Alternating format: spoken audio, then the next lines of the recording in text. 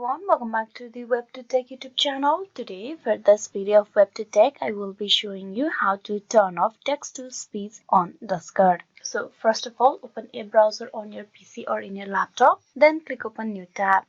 And there on the search bar, you type in discord.com and press enter. Here, you need to click on login on the web page, click on login or open Discord and then get logged in into the account. I am already logged in into my Discord account in the web. So once you have been logged in, click on setting over here at the very bottom right, click on user setting.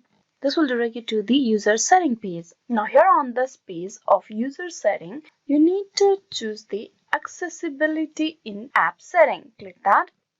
And in this page over here, you scroll down and you need to look for the option allow playback and usage of TTS command. Currently it is enabled, so all you have to do to turn off the text to speech is tap and disable this. So from now on you will no longer be having the text to speech feature. So this is how you can disable or turn off the text to speech in Discord. Hope this video was useful. Please like and subscribe the WebToTech YouTube channel. Thank you for watching till the very end.